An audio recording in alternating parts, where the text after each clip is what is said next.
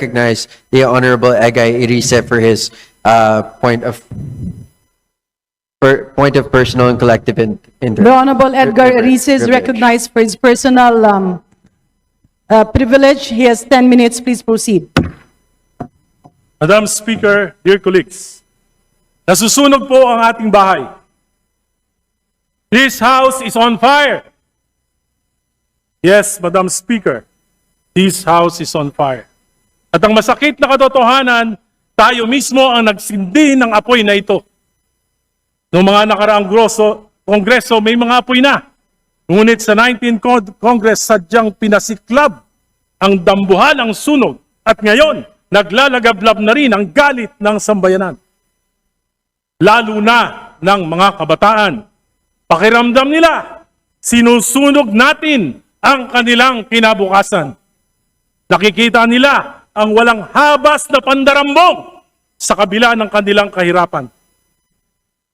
Lumulubog sila sa baha at tanong nila ang kawalan ng gobyerno na dapat sa kanila'y nangangalaga. Samantalang ang mga pinuno at mga pamilya nila ay lantaran ng karangyaan at kapritsyo, Mr. Speaker, Madam Speaker. Kaya't nadadamay po ang lahat. Bawat isa sa atin ay binabatikos sa ating kanya-kanyang mga distrito. Kaya hindi na po pwede ang business as usual. Hindi na pwedeng umasa na lilipas ang galit ng bayan. Hindi na pwedeng pagtakpan. Hindi na pwedeng magturuan. Kailangang isiwalat ang katotohanan, aminin ang pagkukulang, ituwid ang kamalian, at panagutin ang mga lumustay at nagsamantala sa kaban ng bayan. Mga kasama, linisin natin ang ating hanay. Magpatupad tayo ng mga matinding reforma kahit ang kapalit ay sariling pagsasakripisyo. Hindi na pwedeng naidahilan na politika lang ito. Hindi na pwedeng sabihin gawa lang ito ng DDS, ng kaliwa, ng dilawan, o pinklawan.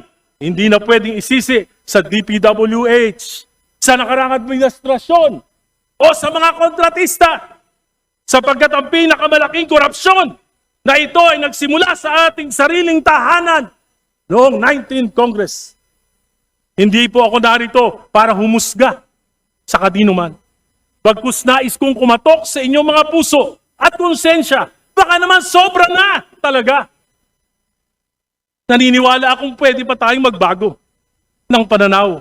Alalahanin natin sa gitna ng pagdarahop ng ating nila at kasaganaan natin, umaasa pa rin ang marami sa ating mga kababayan na maiaangat natin ang kanilang pamumuhay sa kabila ng ating sa kabila ng kanilang kahirapan. Marami pa rin sa ating mga kababayan na ang turing sa atin ay mga Diyos-Diyosan na kanilang kailangan. The corruption of insertions and diversions may have started in the past administration, but the conflagration unleashed by the 19th Congress is of a magnitude beyond comprehension. Ang mga insertion at diversions na ginawa ng ika-19 na Kongreso ay walang kapantay sa kasaysayan. Isang halimbawa ng mapanlinlang at inabusong anyo ng insertion ginamit upang pondohan ang mga proyektong walang tunay na benepisyo sa mamamayan. Hindi plinano ng gobyerno at ng Pangulo, kundi siniksik para sa pansariling interes ng ilang makapangyarihang individual o pamilya. It's greed gone wild. 1.45 trillion. Yan ang kabuuang halaga ng insertion at diversions noong 2023, 2024 at 2025 General Appropriations Act. Pinondohan ng 19th Congress ang mga proyektong hindi naman bahagi ng panukala ng Pangulo. Ang mga insertion at diversions na ito ay napunta sa mga ghost projects, substandard projects at mga proyektong pumapabor lamang sa mga shrewd businessman na nagkataong naging makapangyarihan na mambabatas. Minsan kong nakausap si dating DPWH Secretary Manny Bonoan. Sabi niya, Egay, maging ang computerized generated maintenance ng mga primary roads sa buong bansa ay binawasan at di pinatawad. Kaya tiyak ang deterioration ng ating mga pangunahing lansangan.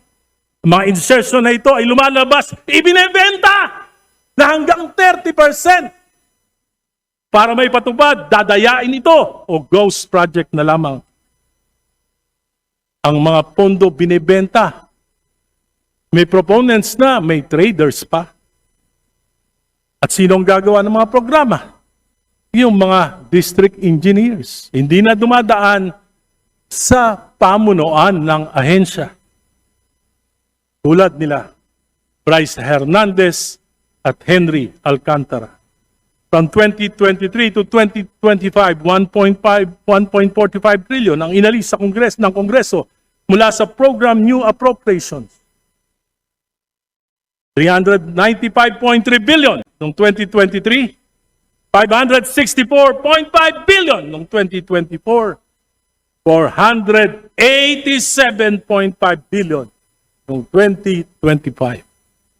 Sa kabuuang 1.04 trillion ang inilipat sa program and appropriations. Mga standby appropriation na para bang blank checks na bukas sa pag-aabuso. At ano nga nangyari? Inabuso at pinagsamantalahan. Bakit?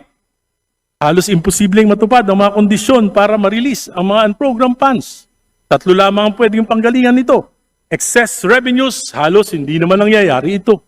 New sources of revenue, dagdag buwis, himala kung mangyayari din. Loan proceeds, utang na naman, baon na ang bayan. Maparaan talaga ang mga tuso. Kaya gumawa sila ng bagong source of revenue. Bukod sa insertions at diversion, kinapa pati idle cash ng mga GOCCs. 60 billion mula sa 89.9 billion ng PhilHealth subsidy at 107 billion mula sa Philippine Deposit Insurance Corporation. Pero dahil sa public outcry, hindi na natanggal ang PhilHealth subsidy noong 2025 GAA at inuutos na ng Pangulo na ibalik ang 60 billion na ibinawas noong 2024 at ito ay kukunin sa 2026 GAA. Insertions, diversions, amendments are not inherently bad if justified. Dapat, exception lamang yung insertions. Pero naging patakaran, ang ginawa ng 19th Congress, hindi po ito exception, ito yung rule. Kung saan namin gusto mapupunta, doon mapupunta ang pondo, ang salita ng 19th Congress. Saan nga ba kinuha ang 1.45 trillion? Alam natin ang ilan ang pinanggalingan. Alam natin ang pinuntahan. Pero hindi lahat. At hanggang ngayon, nanguhula pa rin tayo. Ito ba ang malaki ang pananagutan ng 19th Congress? Upang makapag-divert ng malalaking pondo, tinanggalan ng appropriation sa mga flagship projects na ibang ahensya, foreign assisted at utang pa sa mga dayuhan. Bunga nito, naantala ang maraming proyekto. Dumagdag ang gastos na ipapasa kay Juan de la Cruz. Ayon sa DOTR, sa 2 proyekto pa lamang, Metro Subway at PNR Elevated Rail, may tig-4 na taonang delay. From 2028 na dapat matapos, magiging 2032. Tinatayang higit 200 bilyon ang karagdagang gastos dahil sa inflation, dollar fluctuation, commitment fees, interest at pagtaas ng labor and materials. Kung hindi ito pinakailaman, magkakasubway sana at magkakaroon na tayo ng PNR Elevated Rail bago dumating ang taong 2028. Ngayon, 2032 na ang tansyang pagtapos.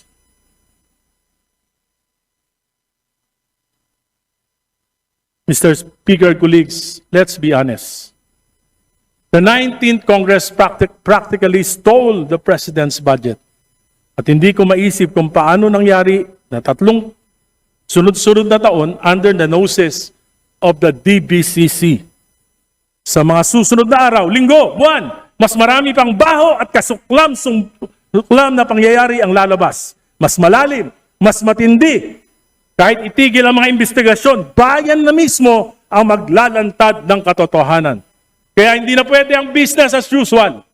Mga kasama, kung inaakala nating huhupa ang galit ng bayan, kung iniisip natin na malilimutan din ito ng sadyang makakaliputing mga Pilipino, nagkakamali tayo.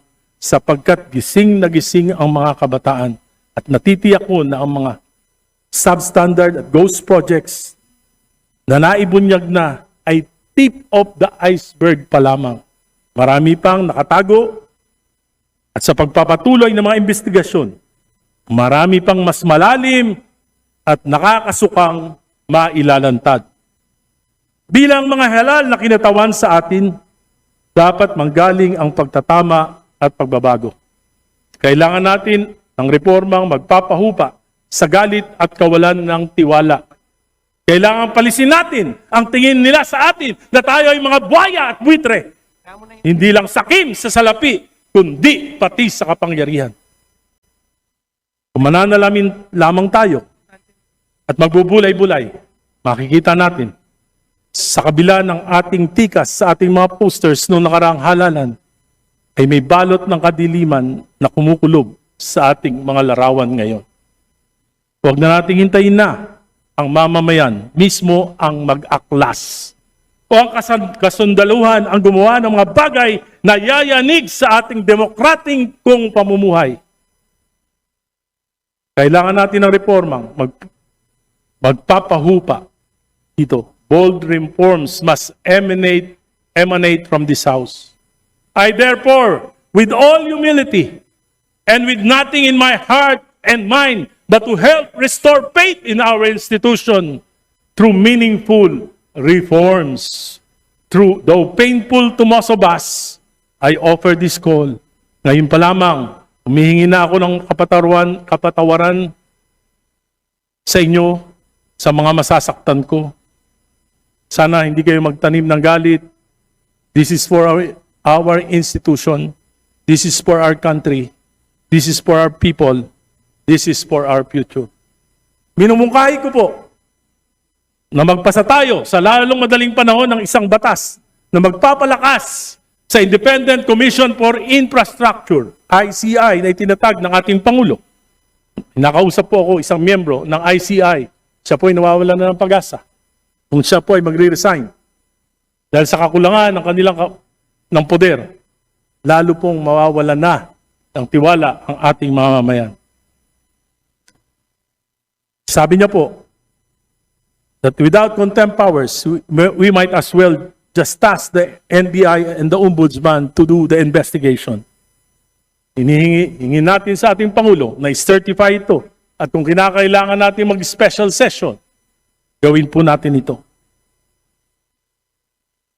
For the House Committee on Appropriations to submit all the documents relating to the 2023, 2024, and 2025 GAA to the ICC and make it open for public scrutiny. Huwag na nating pahirapan ang ICC. To immediately enact laws that will provide meaningful political reforms like the Anti-Political Dynasty Enabling Law. Sumumpa tayong lahat mula kay Pangulong BBM, BP Sara, mga senador, at tayong mga congressman that we will abide and uphold the Constitution, supalit patuloy nating nilalabag ang Article 2, Section 26 ng ating saligang batas. Isinasantabi natin ang tungkulin at responsibilidad na magpasa ng enabling law na inutos sa atin ng saligang batas, sapagkat ito ay laban sa ating interes.